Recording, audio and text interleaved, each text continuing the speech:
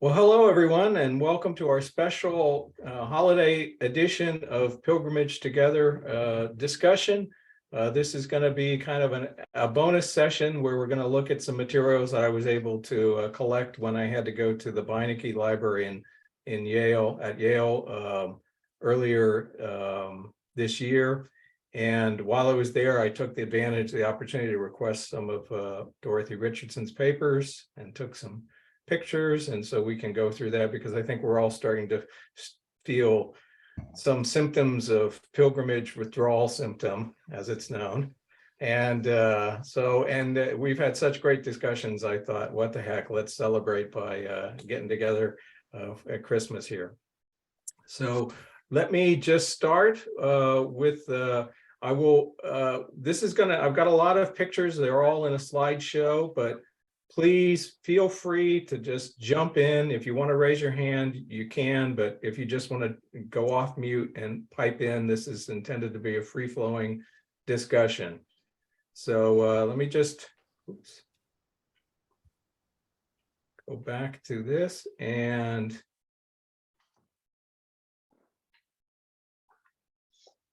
okay, so this is our Reading Pilgrimage Together session. Next to the last one, we're all probably experiencing feelings a bit like Miriam did. This is from chapter 3 of Deadlock.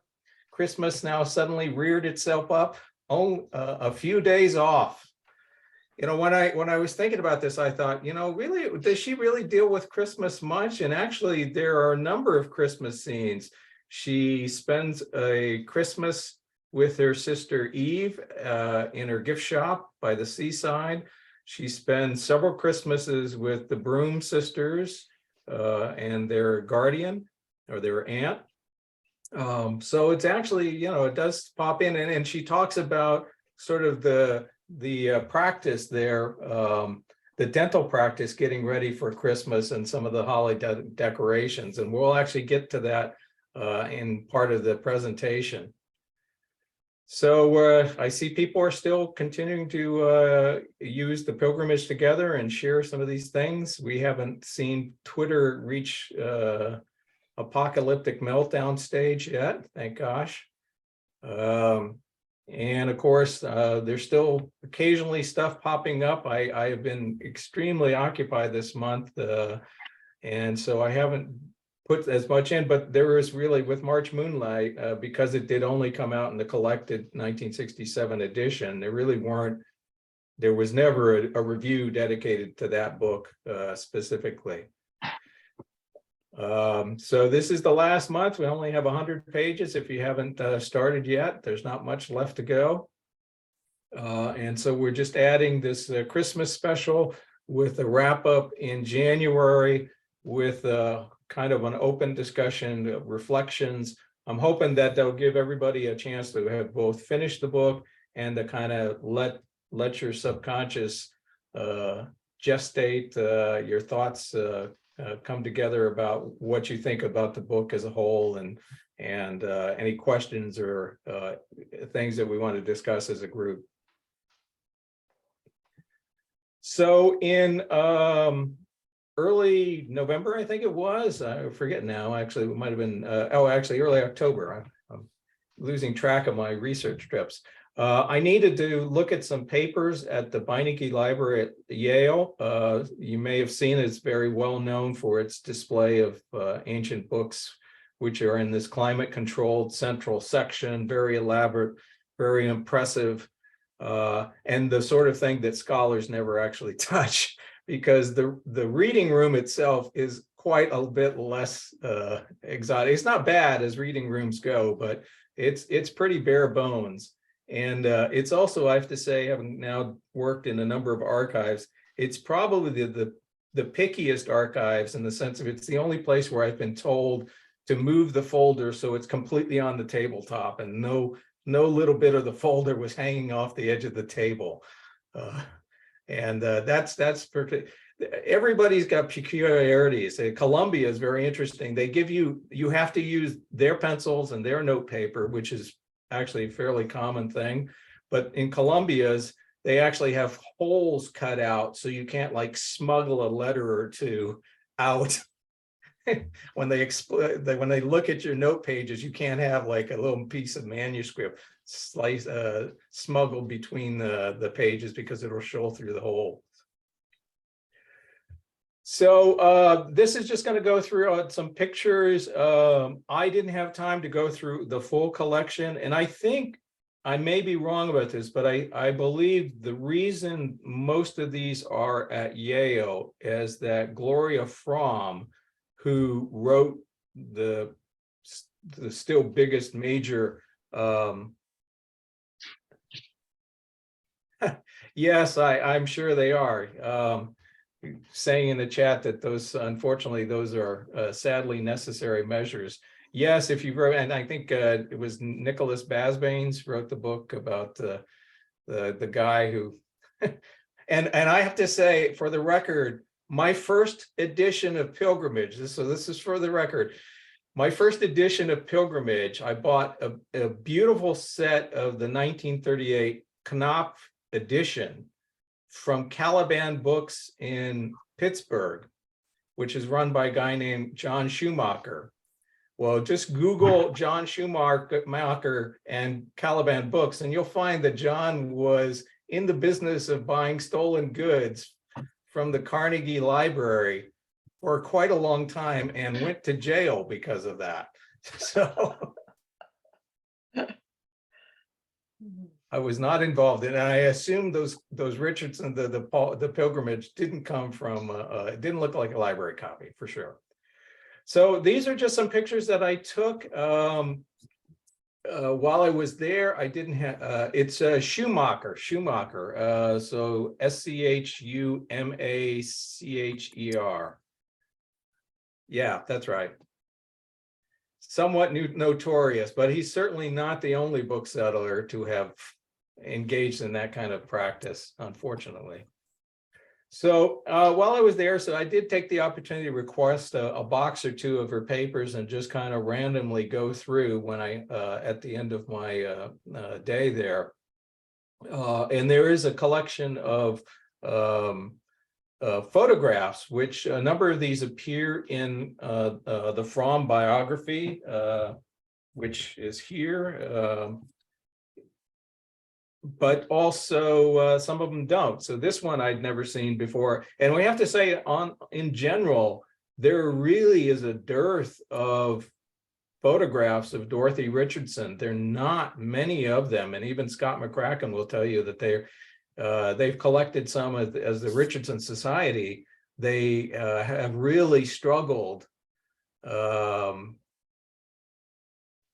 Stand on your seat. Yeah, the only thing I didn't like is that you have fluorescent lighting, so anything with you get a lot of glare off of stuff, and you'll see that in some of the pictures that I took while I was there.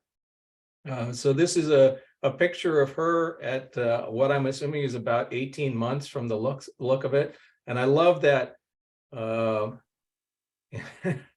I think having spent some time with Miriam and Dorothy, we can see that kind of, it's a very serious look for a young child. This is a photo of Richardson's father, of course, some years before he went bankrupt when he was a much younger man. And you can see he's all geared up he's geared up for cold weather for sure. This might have been when he went on one of his few scientific expeditions. And this is a shot that appears in Fromm's biography, and this is from the graduating class of what was called Miss Sandel's School, in which Dorothy attended. And right to her right, so that's Dorothy there in the glasses, if you can see it in the dark dress. Right to her right is Amy Catherine Robbins, who married H.G. Wells, and of course is the real life counterpart for Alma Wilson, Hypo Wilson's wife. And this is a better image of it. Unfortunately, though, yeah, it was some of these things, a number of things that they have in the collection. This is the reason why I think that it's from Fromm's research, is that they're copies of things rather than originals. And the photograph is one like that. But this is the original studio photo from Putney, which I think was where where the school was. And this is another photo, appears in Fromm's biography. This is the schoolhouse in Hanover where Dorothy Richardson taught. This is the real life equivalent was of the school. The woman who ran the school was a woman named Fraulein Lily Popst, and you can kind of see there are a few characters, and one of them might be Lily Popst for all we know. It's not indicated. But this was actually sent to Richardson as a, so it's Zerfrundriken Erinigen, which is essentially in friendly remembrance from Lily Popst from, this is August of 1892. This is one I really love, especially for this time of the year. So this photograph has been used in a lot of Richardson pieces. This was, and we all get them, don't we? This is the Christmas greeting card from your dentist. So this is from 140 Harley Street. This was the dental practice where Dorothy Richardson worked. And we can see, I'll zoom in there. First of all, notice how incredibly cluttered that room is. But what's also interesting is the older gentleman that you see on the left-hand side of the picture is undoubtedly the counterpart to Mr. Orley. And on the right-hand side, you see his son, Leighton, the counterpart to Leighton Orley.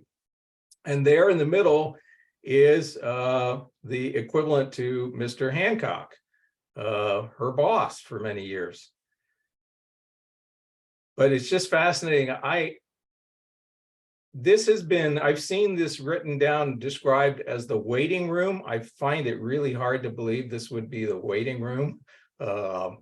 It's either the best or the worst dentist waiting room ever created, depending on your attitude. But I suspect it's probably more part of the private quarters there at the dental practice.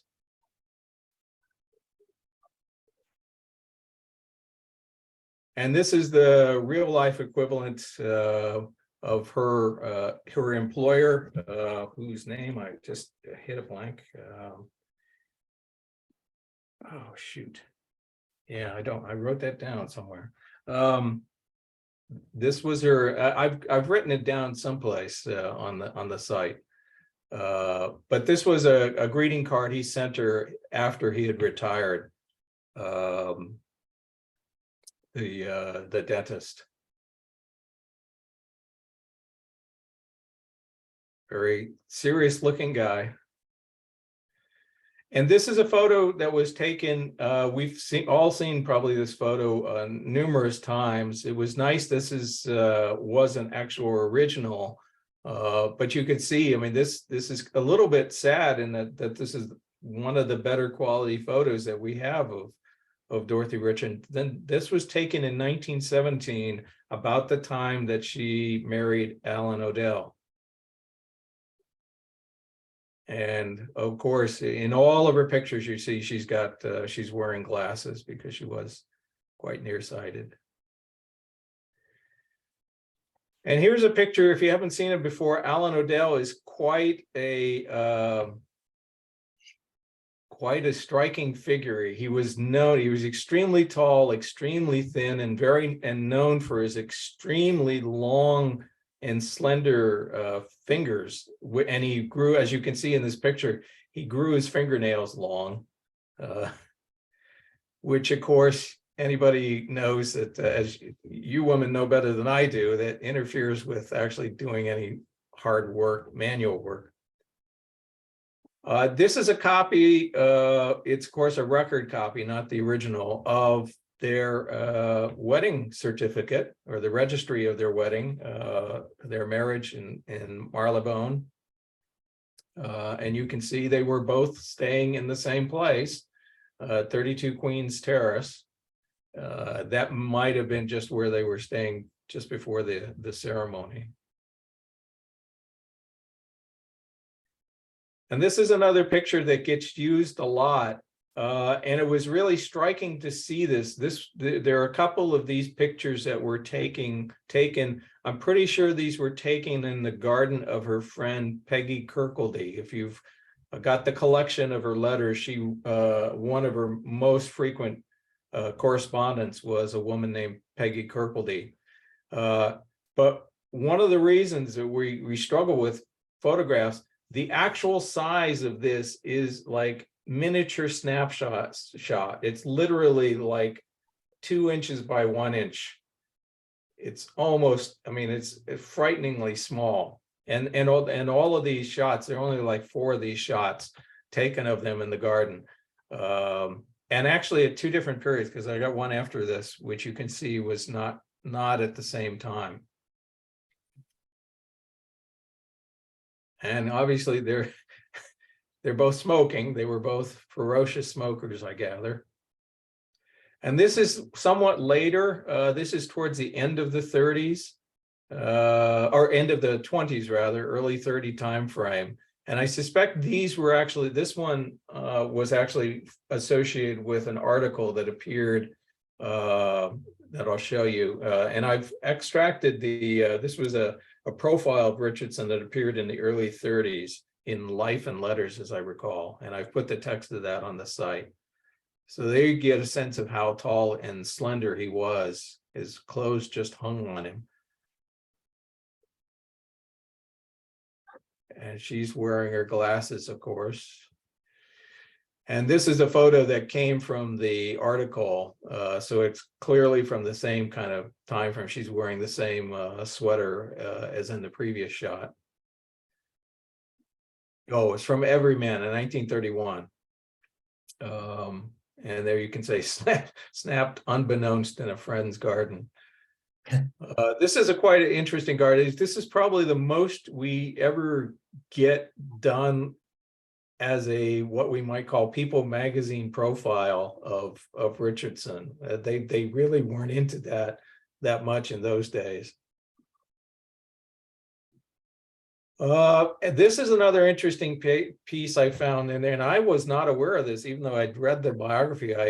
The fact escaped me for some reason. That in 37, H.G. Wells made a legal agreement to start paying Dorothy a small amount. So you can see yeah. £4, 3 and 4 on a monthly basis after the deduction of income tax. So he was helping her out, but not exactly going out of his way to make a financial strain. But you know, at that point, Odell and Richardson were so poor because it was still a couple of years before she got her civil list pension of £100 a month, a year, actually, not a month. This was interesting. This is her elder sister, or oldest, or I'm sorry, her youngest sister. So this is Jessie Richardson, who, if you recall in the book, she and her husband, the counterpart, they marry and they go first to, I think, Cuba and then New Orleans, and then they emigrate to the United States. And so this is Jessie Hale Richardson Hale, rather. Her married name was Hale, and this was an article that appeared in the 1940s in a San Antonio paper. So yeah, a little local character. And the thing is that Richardson had like made corrections on it herself in this article. So in the article, it says her sister resides on the south coast, and she's added southwest coast of England. Dorothy Richardson said to be one of England's foremost authors, and recently introducing to that country a new trend in literature through a series of her works. An account of Dorothy Richardson's life is now being written for a new edition of the Encyclopedia Britannica, Mrs. Hale has learned. And then there are letters. There's quite a bit more, but I wouldn't say a substantial collection of letters in the Beinecke Library. So if you've seen or you've bought a copy of Windows on Modernism, which is a collection of letters that Gloria Fromm edited before her death a few years ago. I mean, there are definitely more letters here than are held by the Beinecke. So I suspect they may be in Reading, which is another big repository of Richardson's papers. And this is just a letter. One of her frequent correspondence was a woman who wrote under the name of E.B.C. Jones. She wrote about 6 or 7 novels in the 20s and 30s. They've been completely forgotten now. And she was actually married to, Lucas, what was his name? I forget. Somewhat well-known literary character, but it wasn't E.V. Lucas, as far as I know. So as you can see, the nice thing is that for anybody who's doing research, when you get a letter like this, you love it because it's typed and it's easily legible. And as we'll see, Richardson had a distinctive handwriting. I'm sure once you learn to read it, it's not that bad, but it's quite off-putting when just encountered. And this is of interesting because she's kind of reporting on her progress and the fact that she's starting to struggle with moving on in the book. So this is when she's still working out. She said, Dawn's, Dimple Hill, though shorter than I liked, is a little longer, I think, than Clear Horizon. Part of it was written, the first part, after a breakdown due to much translation under the time pressure of French and German books to boil the pot. Dense as Duckworth never did, bind me to dates, and that paralyzes me. So that's an interesting insight as well.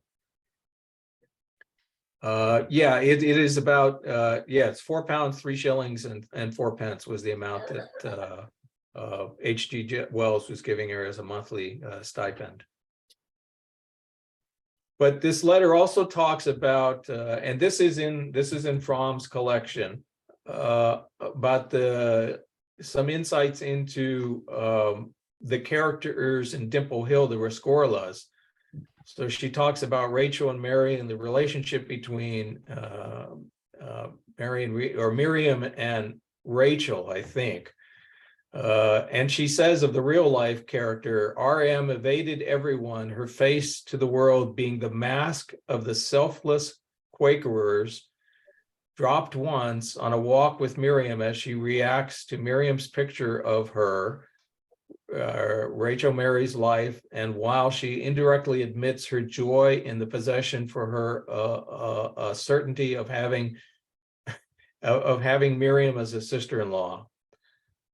She had watched Richard philander and extricate himself ever since his tragedy, but thought this time he was in earnest or would never have allowed himself.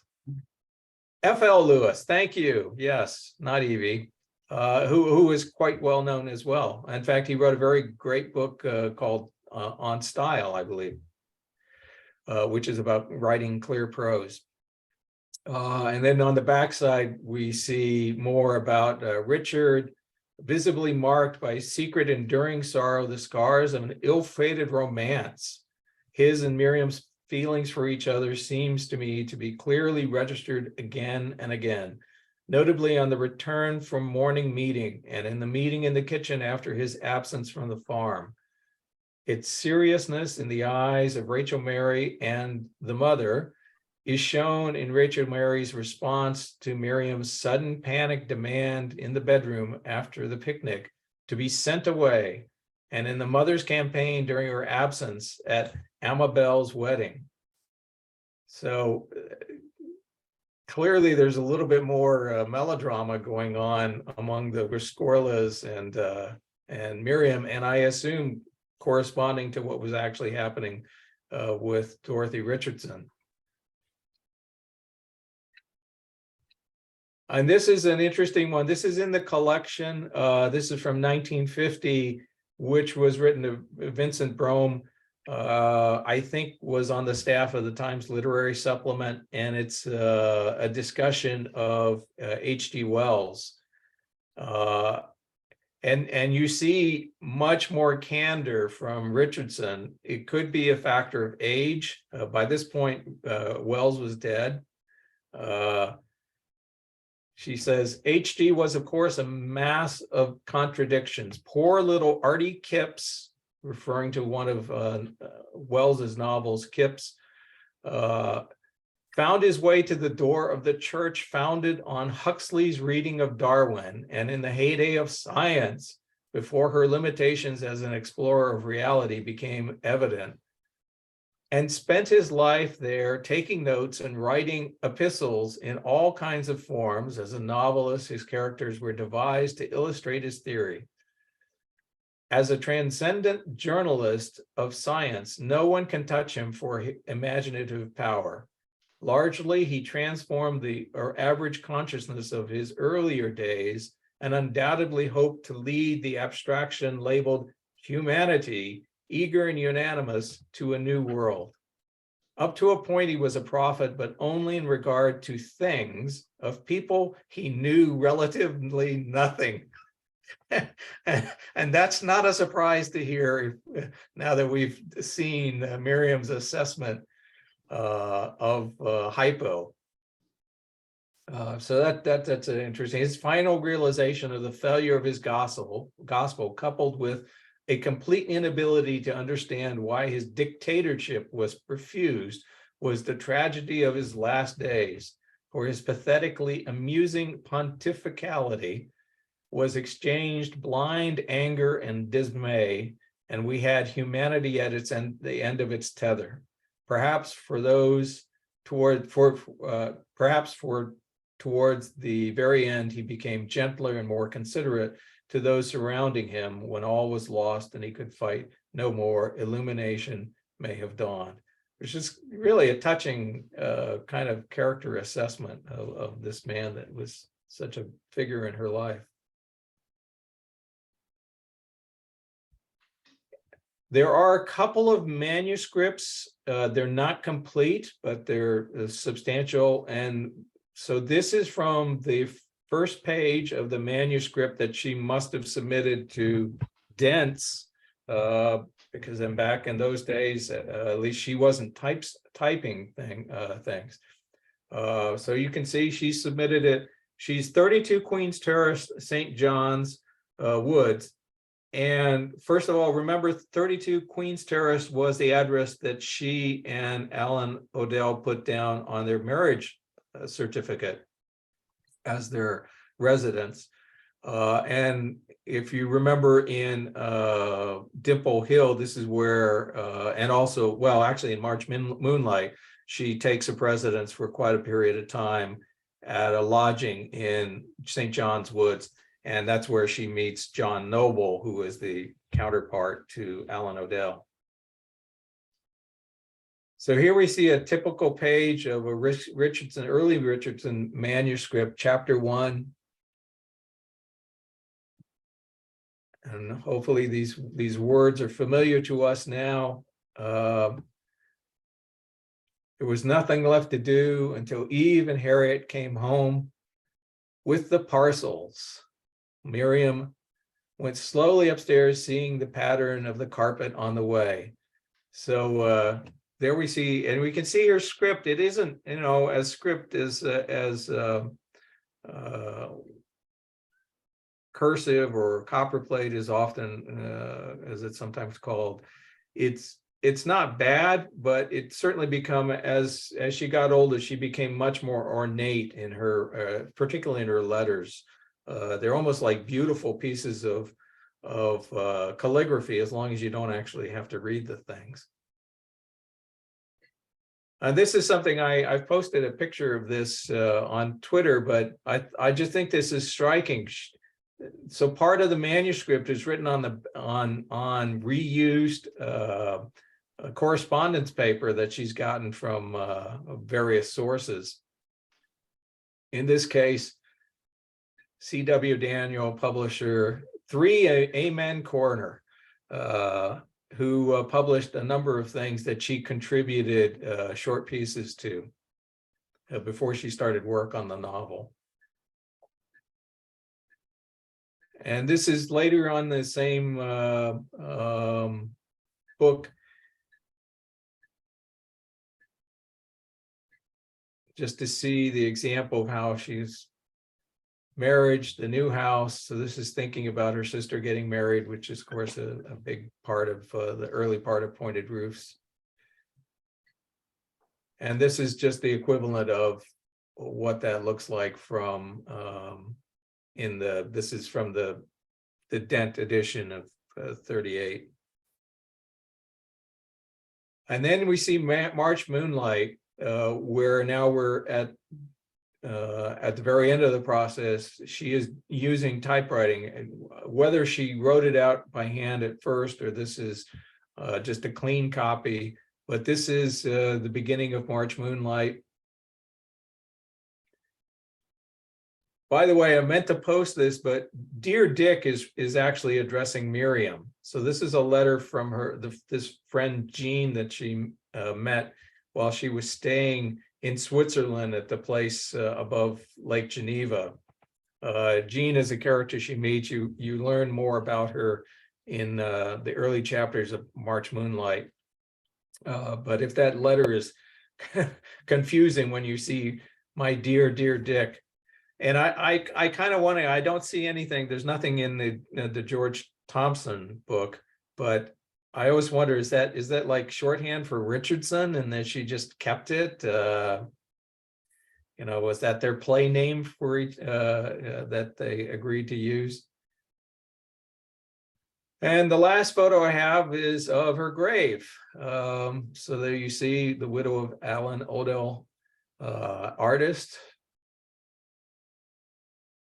A fairly modest grade there, although she's identified as authoress, which fortunately is a phrase we're no longer using these days, but pioneer among novelists. I wonder how many people who are passing through that graveyard looking for someone else stop and wonder, who the heck is this person? Dorothy Odell.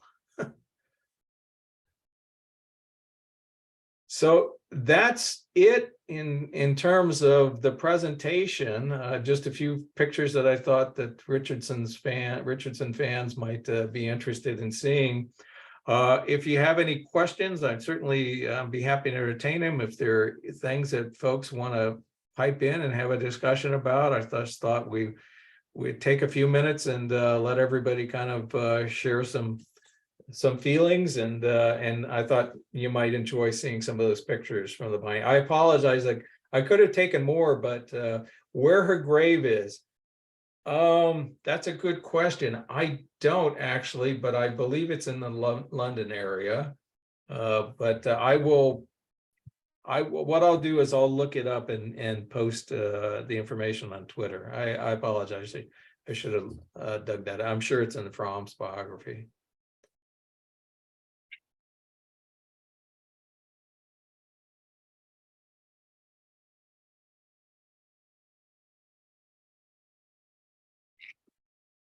Why Miriam on the, that's, I didn't notice that. Yes, I think that was a mistake because that wasn't her name, of course. It was Dorothy Miller Richardson. But by that point, her husband had died. He died in 48. So he died 9 years before her. And it may be a case that nobody actually knew quite correctly what these things were.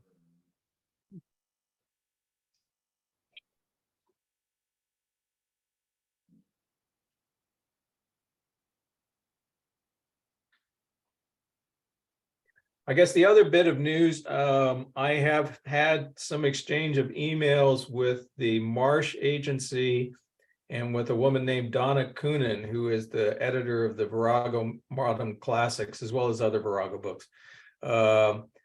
And they are willing to talk to each other about the possibility of expanding their agreement to publish in America, but neither one of them seems to they're not rushing to deal with it. So we might get a letter writing campaign going to just kind of plead to them to consider it. Because there's a lot of benefit to have Virago. I mean, it's all set up. They basically can reuse the printing setup that they've got for their edition. And the other nice thing is you've probably noticed that if you follow that edition, which is essentially a page images from the 1967 Dent edition, this is what the scholars all reference in their citations in any of the studies. So that pagination is almost kind of like locked in for the long term. I wish the margins were wider, but that's yeah. sometimes hard to read. It's not so bad in this edition. It's actually, yeah, it's a little bit. But this is where a nicely bound book is superior to a paperback, because I can do this and not worry that it's permanently damaged, which I wouldn't dare do that with the Virago. Yeah. An annotated, well, of course, there is the Oxford edition of Dorothy Richardson, Scott McCracken, who is the editor, the general series editor for that, participated earlier in the year in our sessions. And but it's a long-term slow project. And as he noted in our interview with the Lost Ladies of Lit about 2 months ago, the plan for the Oxford edition is that the next couple of volumes will be collections of her letters. So the next volume of Pilgrimage, which might not be pointed roofs because they're not necessarily doing them in chronological order. The next edition probably won't be out until maybe 2025, and I think at that rate I'd be surprised if it's all done by 2030. Besides which, those editions are quite expensive. I have the copy of Pointed Roofs, which is about £100. It's not cheap. It's designed for the academic market, to be honest. Yeah, in terms of translation, no, there has been Pilgrimage has never been completely translated into another language. There have been individual volumes translated into a variety of languages: Italian, German, Japanese. Not many, and I think I wouldn't be surprised if you collected all the translations together, there wouldn't even be 13 books. So she's woefully undertranslated. But you can see, I mean, she presents a significant challenge to a translator with the complexity of her prose. Yeah, a long time ago, I want to say in the 30s, quite a long time ago. And I don't believe there have been any like fresh translations even this century. I could be wrong on that.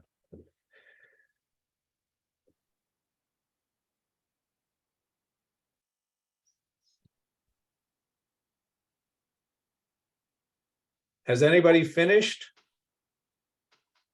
Mikey, okay, I see a few hands raised. This morning. This morning, good. It is nice to have the pressure of these deadlines to keep us reading, I do have to say. I took a break and just finished Mary Olivier. May Sinclair's novel, Mason Claire's, which yeah. Oh, that's a wonderful accompaniment to Dorothy. And I think May Sinclair is actually writing in stream of consciousness, though Dorothy Yeah. didn't agree with that, but I think May is definitely doing that. And interesting structure too, those short chapters. And I mean, sometimes a page and a half long, but Mhm. she has the same, you start to kind of, your subconscious just starts to be overtaken and absorbed by her as you read it, the same Mhm. way it happens with Dorothy. So I highly recommend it if you're having withdrawal. Um, it might be a way to wean yourself back to reality. Well, I know Rebecca Bowler joined us early on. She's involved with the May Sinclair Society. I think she might be the editor for the general edition that's coming out. Oh, good. Yeah, and she would definitely be delighted to hear the recommendation. Although, yeah, the two writers, as similar as they are, as much as they admired each other's works, they would both say, well, we're doing something slightly different, and please don't compare me to her. Yeah, yeah. I And thought it's interesting. Go ahead. we were told that Richardson was not happy with May Sinclair having called her writing Yes. stream of consciousness. That's right. Yeah, well, it was a label that became convenient for people to apply to her fiction, and she disliked that. And I think we would agree that having, seen the whole of the work, it isn't really stream of consciousness, is it? I mean, it's a third person narrative by and large, 95% or more third person narrative. And I've posted an article from 1950 that I thought was a good description, was where he describes what Richardson is doing is like standing on the banks of the stream of consciousness, observing it rather than being in it. And so what are we actually, so the question from Mandy in the chat, what are we doing reading together? Yes, over the last 12 months, we have been reading through Dorothy Richardson's novel Pilgrimage, which was published over a period of technically 50 years, but I guess we would say 30 some years, in 13 volumes. So we've kind of been reading a book of Pilgrimage a month, and had these monthly discussions of each volume, and been very blessed to have the participation of a variety of Richardson scholars who have always brought some wonderful things to the discussion, and also our understanding of the work. So if you haven't read Dorothy Richardson, if you haven't read Pilgrimage, I think all of us who've taken part in this would agree that it's maybe a bit like taking the pilgrimage to San Juan de Compostela. It's a challenge in many ways, but it's absolutely worth making the effort. At least in my opinion, it is. Have any of these been recorded, any of these discussions you've had? Yes, all of them are recorded and they're available. Is that the link that somebody's just sent me? Well, that's the kind of support website for for this group, but actually anybody who wants to read Pilgrimage. It's intended to be kind of a reader's guide to Pilgrimage. And we record all of this. This is being recorded right now, and this will be posted to YouTube. All right. So if yeah, I go on YouTube, what do I search for? Just reading Pilgrimage. Reading Pilgrimage. Yeah. Fantastic. I've come a bit late to the party, but there has been questions and discussion. My hope is to do this again, not next year, because I don't have the time, but maybe 2024, maybe 2025. Kind of my precondition is to see that an edition of Pilgrimage becomes available in the United States easily, because if you buy the book today in the US, you're actually getting a copy that either it's a used copy that was hanging around a bookstore here in the US, or you can buy it in the UK, because it is licensed to be in print and is technically in print, although as print on demand in I the think UK they're and available in the Commonwealth UK. countries. They're I'm sorry? available in the UK. I mean, even my local library has them. So, yeah, I haven't read her since I was a very young woman, so I think I'd feel very differently about them now. So this is really interesting. Thank you. Well, thank you for joining us. So yeah, it's so I am hoping to do this again, but I don't want to do it when it's still so ridiculously, well, not ridiculously hard, but I mean, seriously, you're paying, if you're getting a used copy in the US, you're probably paying 18 to 27, 28 bucks a copy, Really? a Crikey. volume.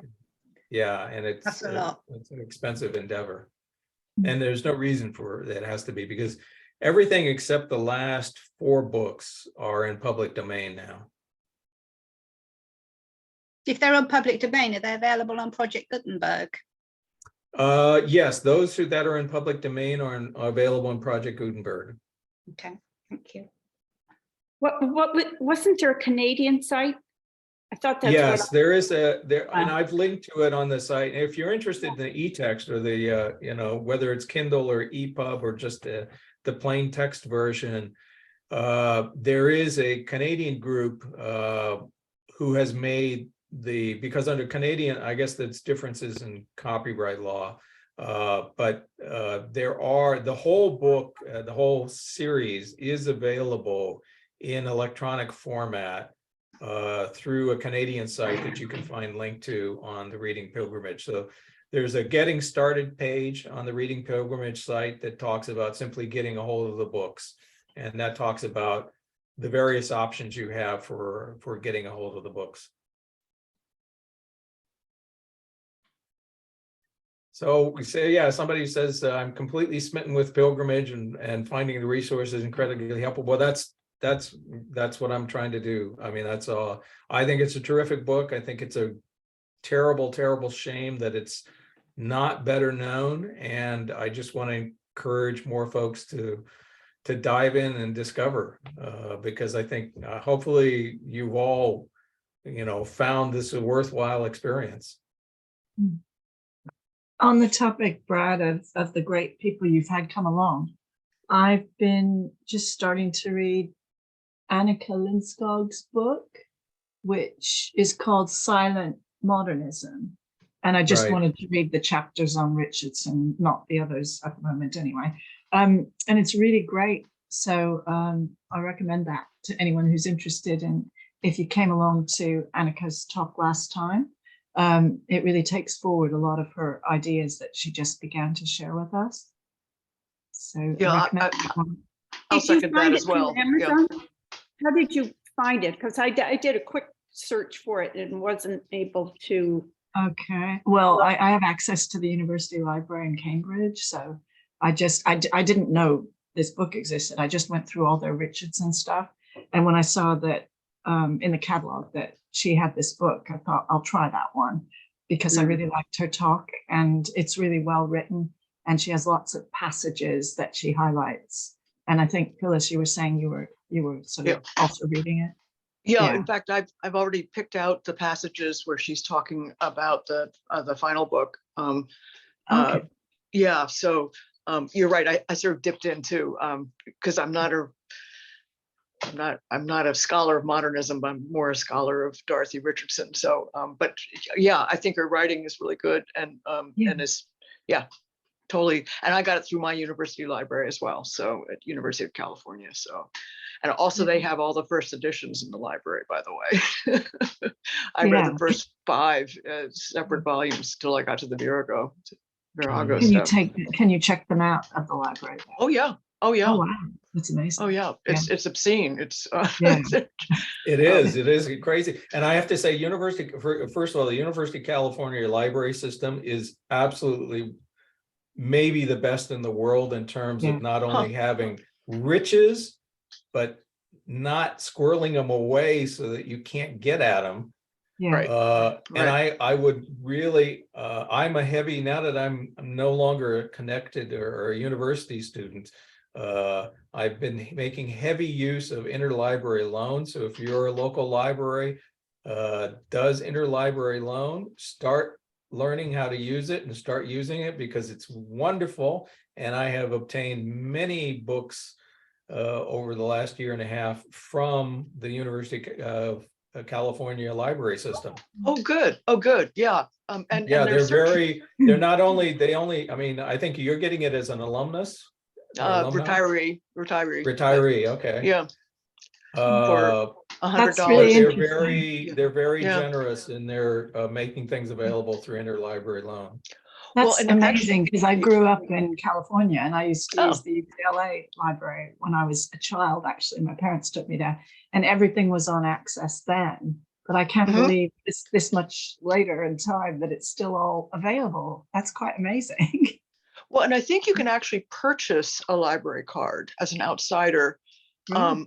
Oh, And this was before everything was so online. This was back when I was first starting working there, but I think you can. And then I assume that would also give you access to I mean, I got a book from Rutgers via them. You know, I mean, when they say ILL, it's not just the other campuses. They're just like you're saying, Brad, it's a really great resource. it's a wonderful, and I just literally got one that was from 1930. There are literally 6 copies listed in WorldCat, which is the Wow. online catalog of major. So I almost felt like you really shouldn't. Yeah. Right, I'm right, not right. sure this is a smart decision. You're letting it out, but I had to pay $15 to get it. It's that rare that they're so picky about it. I mean, which means it's probably worth $500. I don't know. Oh, yeah. But Well, yeah, absolutely. Interlibrary loan, wonderful. If you can get it. I also recommend for any American, if you're in Washington, D.C. as a visit, schedule yourself, go ahead to stop at the Library of Congress and get a reader card.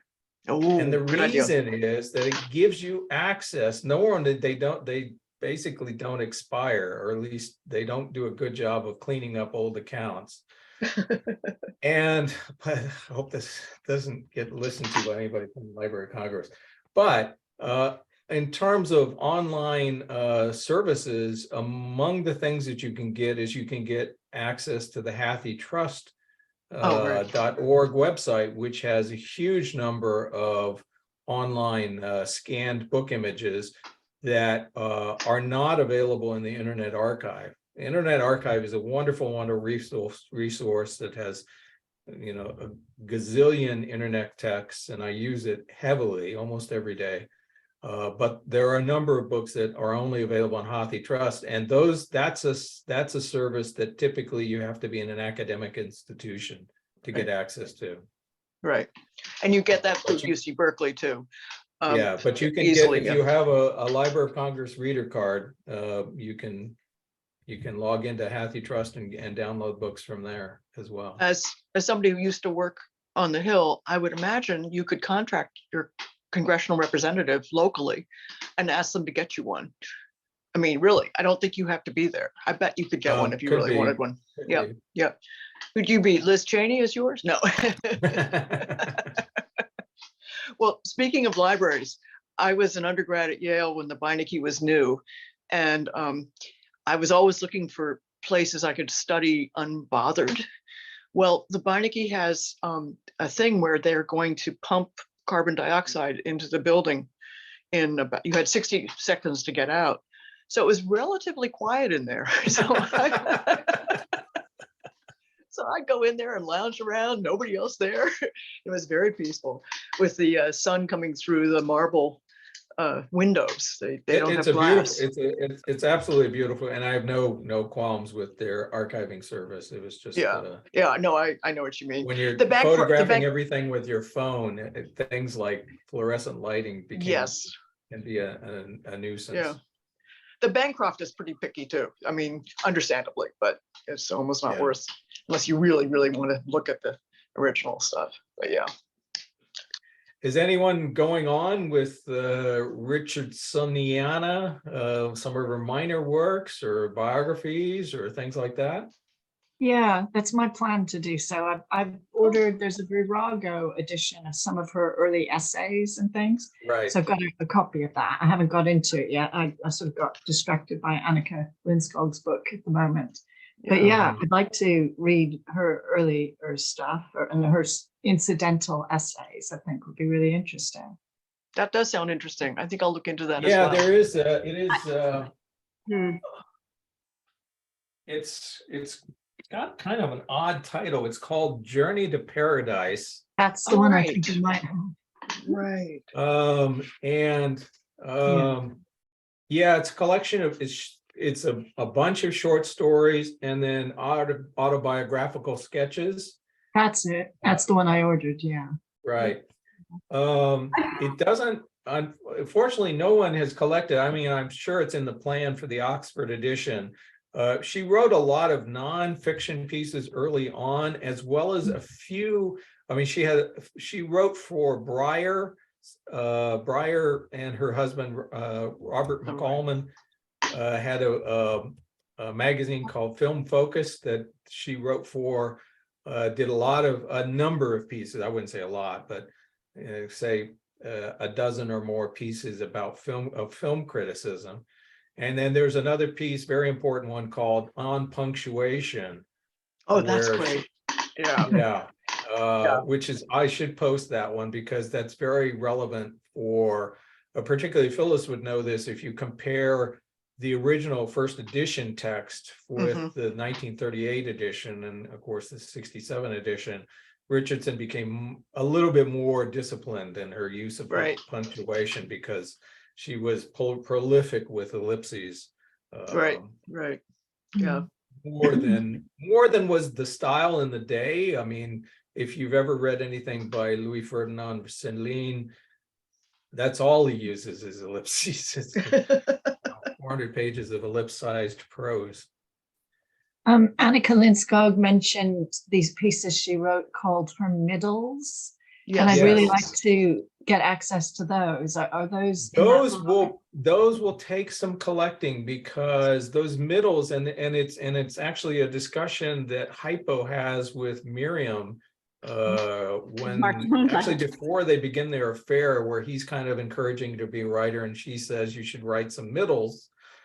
And it turned, and we were all kind of mystified what did the middles mean, but it was essentially essays of say 3 to 5 pages long that generally appeared in the middle of the magazines in those days, and that's why they called them the middles. And a number of those magazines have never been digitized. The texts have not been, to my knowledge, have not been transcribed. So some of them were like the publisher that I showed the letterhead from. You know, those are just, they're hard to locate, and some of them weren't credited. You know, or it might just say DR, and you know, how do you know that that's hers? So it's a shame we don't have Scott McCracken here, because he could probably give us a much more definitive, accurate answer. But the simple story is there's not a collection of those pieces yet, and I'm not sure they've all been tracked down. Although there's been a lot of work, bibliographical work on Richardson. So there's it's interesting what you said, that she, in that letter, that she was paralyzed and she wasn't given a deadline.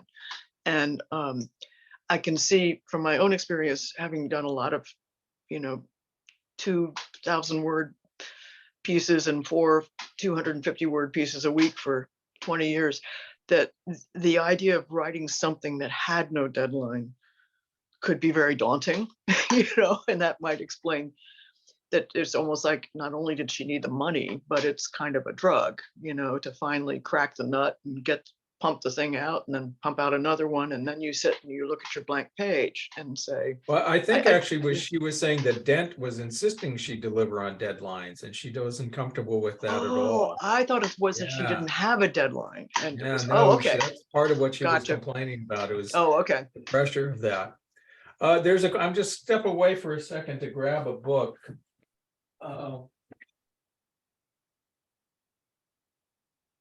So there was a question, about reading one biography. What do people recommend? For the moment, at least, the definitive biography is this one by Gloria Fromm, Dorothy Richardson, a biography, which dates from 1977. So, it's somewhat old, and there certainly has been additional biographical research since then. I have to say, as far as biographies goes, it's interesting. It's not, I wouldn't say it was superiorly written. Honestly, I think I would recommend, if you just want to get an introduction to both Richardson and Pilgrimage, I don't think you can do better than Horace Gregory's book, which came out about the time that the 67 edition came out. So this is called Dorothy Richardson, An Adventure in Self-Discovery. And Horace Gregory had actually met and spent time with Richardson in the 30s. He and his wife, who was a poet named Maria Zatarenska, visited the Richardson, Alan, and Odell when they were doing their months in London. And he loved the book. I mean, you can see his love for the book in this book. And the other nice thing is it's only 114 pages long. So if you're looking for an introduction, you can't beat Horace Gregory, in my opinion. This is a man who loves the book, who loves the writer, is passionate about it. And if you read this and you don't feel eager to read Pilgrimage, well, you're probably not going to want to read Pilgrimage. If you've read all of Pilgrimage and you're just fascinated from Richardson, this is the one to look for, and you can find copies inexpensively. It's also in the Internet Archive.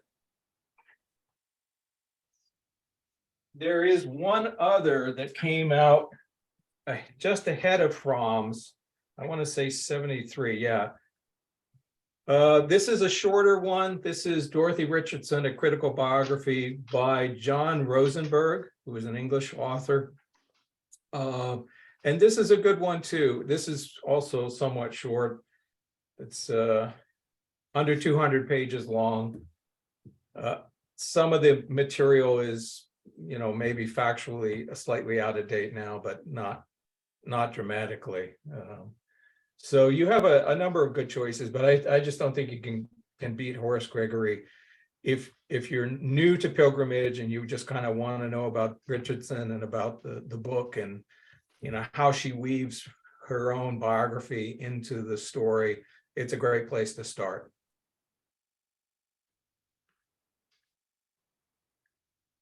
Thank you, everyone. I'm glad I found out about this. I've got some reading to do. I think we will all encourage you. It can be daunting at first, but it's absolutely worthwhile. And I think, to me, one of the things is it's her perspective has so much relevance for today's world. I mean, speaking as a man, it seems that she deals with many of the issues that women deal with, but also that what people deal with. The choices of what am I going to do with my life is kind of the central question of Pilgrimage, and that is a central question for most of us. Absolutely. Thank you very much. Good to meet you. Thank you for joining us. Okay, bye. Well, okay, everyone. We've passed the hour. I'm happy to stay if there's interest, but I just thought I'd offer a little teaser of some Richardsoniana for those of us who are regretting having to say goodbye to this wonderful writer and this interesting book, and also the great discussions that we've had in the course of this year. Oh, we have. Can I just say, I'm sure everyone else echoes it. Thank you, Brad, for putting this all together, because it's been so much work to organize all of the speakers as well. And I stumbled across it, like Mandy said she did when she was with us a minute ago. I don't know where I stumbled across it, maybe on Twitter. And it just caught my eye. And I was at Yale as well, just after Phyllis, although we didn't know each other there, which is quite interesting. And in fact, this whole journey, it's been a bit of a pilgrimage for me because I was also at Cambridge with Max Saunders, who's not here Oh, tonight. cool. And I haven't been in touch with him for about 35 years. So this whole thing has been just very interesting.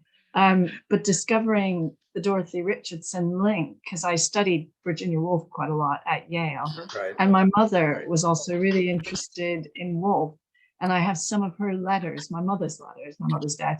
And she actually wrote a letter where she's mentioned Dorothy Richardson. And I'd completely forgotten that. So that was also quite a strange little journey back in time. So just wanted to tell you all that and thank you, because it's been really interesting, the whole process. It's one of the reasons this is a masterpiece, is you can dive in again and again and again and find new things, and not just like minutia things, but things that once again make you shake your head and think, well, that is a different way of looking at things. That's something I hadn't considered. Yeah, I can imagine rereading this. I mean, in fact, it would be, I know I sort of mentioned this somewhere on Twitter, it would be great to have like an endless reading process for it. Like when you finish, just start again with page 1 and keep going, because it's a kind of book that I think you just could live with for your whole life in that way. Well, if I think Brad James starts Joyce again, beat us to the punch on that, Along the River Run, right? Finnegan's Wake. Yeah. So You finish the Mikey book and you go back to the beginning and start all over again. You never read any other Definitely. book. Yeah. so we could all take a breather, and conceivably in another year, you'll start another group and we could read again. Yeah. Yeah, I mean, I'm eager to do it. There's really just the logistics of making sure that the books are available, but also I need to give some Richardson scholars a breather before I go tap them their benevolence, because none of them got a dime for this, and they were so generous with their participation. No, But some of them said no. Some of them. It just is kind of amazing weren't how you got interested. people together for this, Brad. Thank you I so agree. much. It was Yeah. extraordinary. I tell people Believe that me, the it's Oxford just editor is knocking on talking to us. doors. Yep. It's Well. cold calling, and it's experience when I was selling band candy in 8th grade. I guess that got me over it. Cold calling and knocking on doors, and at a certain point, you just get used to people selling no, or not even answering. But sometimes they say yes, and the Richardson scholars have just been wonderful, who have said yes. I think we can all agree. It's been tremendously enriching for the whole experience to get that access. Yep. And also the international nature of it, because we went to Australia, we've been in various parts of the US. Where is Annika? Is she in, I can't remember, Norway? Sweden. Yeah. Yep. Yeah. So we've been all over the place, a bit like Miriam, going to visit different places. Yeah. Well, believe me, this has been a treat for me. So I'm gonna miss it, but I am also not gonna miss the workload of sustainment for just a break. I don't know. It's just I have to get a manuscript in about 9 months. So this is too distracting. I can imagine. Yes, this could become like a full-time distraction, I feel. Well, I do hope that after if I can get my first book written, I'm very interested in like how how Proust can change your life, but how pilgrimage can change your life kind of book that encourages people to read it, sort of a reader's guide, sort of a reflection on it, kind of a potpourri book. I think it's going to be, but if I can get somebody interested in that, I'd very much, and that's a little bit of the non-altruistic aspect of supporting it this year. The first session we ever had where you brought along your colleague who you'd read it with the first time, is that right? Well, that was Kate McDonald. She is the publisher of Handheld Books. She's based in Bath, and we were both living in Brussels at the time, and it just coincidentally found that we were reading and writing about pilgrimage. That's amazing. And so we just agreed that we stay in touch. I loaned her my copy with March Moonlight because she didn't, she had a 38 edition, which didn't have it. And we just stayed in touch. Yeah, she's great. And she's an academic. I mean, she's taught at a number of places, including Reading, in modernist literature. That's her expertise. But I think it was such a great way to kick off this process because it was the kind of synchronicity and the personal nature of your journey with pilgrimage and how you just coincided with her by chance and you both read it and shared views. It really created the right frame for the whole process. Well, I'm glad to hear that. I'm sure she would be happy to know that as well. Well, okay, everybody, I've got to actually leave and go pick up my daughter at the airport. And I hope you all have good reasons to celebrate the holiday and have a safe and sane week and a half. This can be a terrible, terrible time for families, and it can be a wonderful time for families. So I'm hoping it's on the positive side. And we'll hope to see you in January for our final session for a bit. Okay. Take care, everyone. Bye-bye.